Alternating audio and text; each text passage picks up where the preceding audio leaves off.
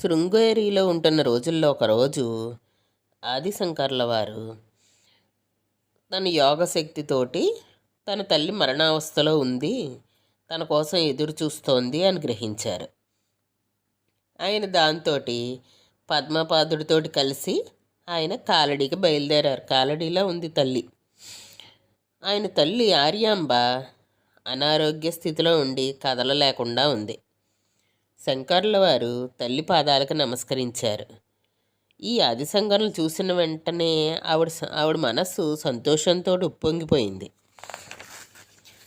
అమ్మా, నేను వచ్చేసాను కదా, నేను నీకేం చేసి పెట్టాలో చెప్పు అన్నారు ఆదిశంకర్ల వారు.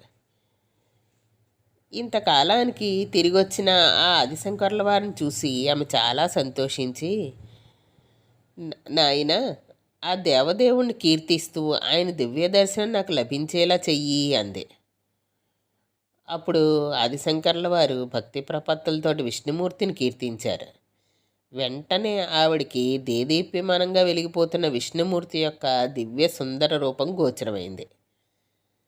ఆవిడ ఆ సుందర రూపాన్ని మనస్సులో నింపుకొని ఆవిడ తుది శ్వాసని వదిలి ఈ శరీరాన్ని విడిచిపెట్టి వెళ్ళిపోయింది, పరలోకానికి వెళ్ళిపోయింది ఆవిడ. ఇప్పుడు ఆదిశంకర్ల వారికి ఒక సమస్య బయలుదేరింది. తల్లికి అంత్యక్రియలు చేస్తానని చెప్పి ఆదిశంకర్ల వారు మాట ఇచ్చారు. కానీ శాస్త్ర నియమం ప్రకారం సన్యాసులు ఇటువంటి అంత్యక్రియలు అవి చేయకూడదు, అగ్ని సంస్కారాలు చేయకూడదు. బంధువులు కూడా ఆదిశంకర్ల వారికి మేము నీకు సాయం చేయలేము అన్నారు. నువ్వు సన్యాసివి కదా, యతివి కదా, అందుకని నువ్వు ఇటువంటి కర్మలు ఏది కూడా చెయ్యకూడదని చెప్పి వాళ్ళందరూ ఈయన్ని నిందించారు. అగ్నిని సమకూర్చడానికి కూడా వాళ్ళు ఎవ్వరూ సాయం చేయలేదు. ఈవిడ శరీరాన్ని దహనం చెయ్యాలంటే అగ్నిని కూడా వాళ్ళు సమకూర్చలేదు. వాళ్ళు ఎవ్వరు కూడా మేము ఇవ్వమన్నారు. అప్పుడు అంటే పుల్లలు అవి ఏమి ఇవ్వమన్నారనమాట ఆవిడని కాల్చడానికి, అంత్యక్రియలకి. అప్పుడు ఆదిశంకర్ల వారు వాళ్ళు ఇంటికి దగ్గరగా ఉన్న చిదుగు పుల్లలను పోగు చేసుకుని తల్లి కళేబరాన్ని ఆ చితిపై నుంచి తన కుడి చేతిలో అగ్నిని రగిలించి ఆ శరీరాన్ని అగ్నికి ఆహుతి చేశారు. తర్వాత ఆయన తన బంధువులందరినీ శపించారు. మీరు వేద బహిష్కృతులైనందువల్ల నేటి నుంచి ఎతులు మీ ఇంట భిక్ష స్వీకరింపరు, మీకు కూడా ఇక మీదట ఇంటి ఆవరణలోనే దహన సంస్కారం జరుగుతుంది. ఎందుకంటే తల్లికి పాపం ఇంటి ఆవరణలోనే చేశారు ఆయన. చిన్న చిన్న చితుకులు ఏరు తీసుకొచ్చి దాని మీద తల్లిని పడుకోబెట్టి చేతితోనే అగ్నిని, కుడి చేతిలో అగ్నిని రగిలించుకొని దాంట్లో ఆవిడ శరీరాన్ని అగ్నికి ఆహుతి చేశారు. అందుకని ఎవ్వరు కూడా ఇక్కడి నుంచి మీ ఇంట్లో ఎత్తులు ఎవ్వరూ కూడా మీ ఇంట్లో భిక్షను స్వీకరించరు, వీళ్ళ బంధువులందరినీ చెప్పించారనమాట.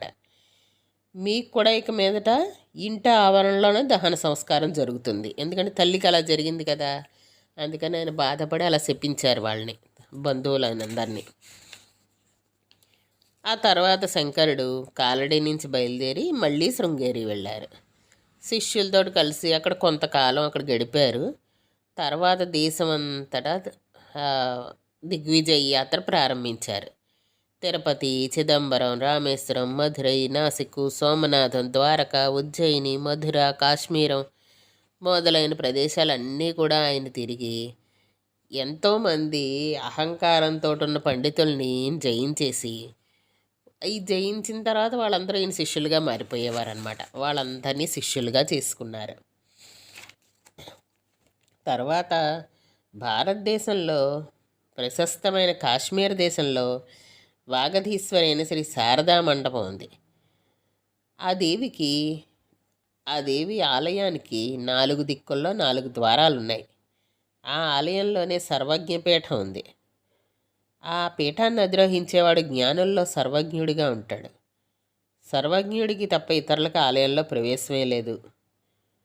ఉత్తర దేశం వాళ్ళు ఉత్తరం వైపున ద్వారాన్ని, పశ్చిమ దేశం వాళ్ళు పశ్చిమ వైపు ద్వారాన్ని, తూర్పు దేశీయులు తూర్పు వైపున ద్వారాన్ని తెరుస్తూ ఉంటారని, దక్షిణ దేశంలో విద్వాంసులు లేకపోవడం వల్ల దక్షిణ ద్వారం మూయబడి ఉందన్న మాటని ఆయన ఆ మాటను తీసేయాలనే ఉద్దేశంతో ఈ ఆదిశంకర్ల వారు కాశ్మీర్ వెళ్ళారు.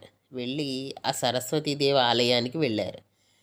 వెళ్ళి దక్షిణ ద్వారం దగ్గరికి వెళ్ళి దాన్ని తెరిచి ఆలయం లోపలికి వెళ్తుంటే ఎంతోమంది ఉద్దండ పండితులు ఆయన్ని ఆపేశారు.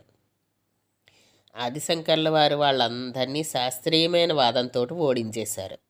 అప్పుడు అందరూ కూడా శంకరుణ్ణి పూజించి దక్షిణ ద్వారం తెరిచి ఆయనకి దారిచ్చారు లోపలికి రమ్మనమని. తర్వాత ఈ ఆదిశంకర్ల వారు దేవీ మందిరంలోకి ప్రవేశించి సర్వజ్ఞపీఠాన్ని అధిరోహింపబోతుండగా సర్వజ్ఞపీఠాధీశ్వరైన సరస్వతీదేవి పలుకులు ఆయనకు వినిపించాయి. నాయనా, నువ్వు సర్వ విద్వాంసులలో ప్రథముడివి. నీవు సర్వజ్ఞుడమే, కానీ ఈ పీఠంపై కూర్చోవడానికి సర్వజ్ఞత ఒక్కటే చాలదు, పరిశుద్ధత కూడా కావాలి అని చెప్పింది ఆవిడ. అప్పుడు శంకరుడు, అమ్మ, జన్మించిన నాటి నుంచి నేను ఈ శరీరంతో ఎటువంటి పాపము చేయలేదు. నేను పరిశుద్ధుడనే విషయం నీకు బాగా తెలుసు అన్నాడు. ఈ మాటలకి సరస్వతీదేవి సంతోషించింది. శంకరుడు సర్వజ్ఞపీఠం అధిరోహించాడు. పండితులందరూ కూడా శంకరుణ్ణి అభినందించారు. ఈరోజు ఇక్కడికి ఆపుదాం. తరువాయి భాగం రేపు చూద్దాం. ఆదిశంకర్ల వారి యొక్క శారదాపీఠంలో ఉన్నంతకాలం ఆయన సర్వ పండిత జయఘోషాలతోటి చాలా సర్వోత్కృష్టంగా విరాజిల్లారు ఆయన. తర్వాత ఆయన ఆదిశంకర్ల వారు కొంతమంది శిష్యులతోటి బదరికాశ్రమానికి బయలుదేరారు. అక్కడ ఆయన బ్రహ్మసూత్ర భాష్యాన్ని ఉపదేశిస్తూ శిష్యులకు కొంతకాలం గడిపారు. ఇలాగ పరమేశ్వరుడు అవతారమైన ఆదిశంకర్ల వారు తన 32వ ఏట అడుగుపెట్టారు. శంకరుడు మళ్ళీ తన పర్యటన కొనసాగిస్తూ కేదారేశ్వరుని దర్శించడానికి కేదారనాథం బయలుదేరారు. అక్కడ ఆయన శిష్యులు చలితోటి బాధపడుతూ ఉంటే కేదారేశ్వరుని ప్రార్థించారు. ఆయన అక్కడ ఒక ఉష్ణ జలగుండం ఏర్పాటు చేశారు. తప్తజలంతో ఉన్న ఆ ప్రదేశం ఆదిశంకర్ల వారి కీర్తిని విస్తరింపజేస్తూ ఇప్పటికి కూడా ఉంది. ఋషులు, దేవతలతో సహా బ్రహ్మదేవుడు పరమేశ్వరుడి యొక్క అవతారమైన ఆదిశంకర్ల వారిని శివలోకానికి తీసుకుపోవడానికి స్వయంగా వచ్చారు. దేవదుందుబులు మోగాయి, పుష్పవృష్టి కురిసింది. సర్వమంగళకరుడైన ఆదిశంకర్లు మానవాళిని పరమపావనం చేస్తూ తన యొక్క స్వధామానికి తిరిగి వెళ్ళిపోయారు. ఇది ఆదిశంకర్ల వారి యొక్క చరిత్ర. ఇక్కడితోటి సమాప్తం అయిపోయింది ఆదిశంకర్ల వారి యొక్క జీవిత చరిత్ర. ఓం శాంతి శాంతి శాంతి. సరే, ఉంటాను. బాయ్.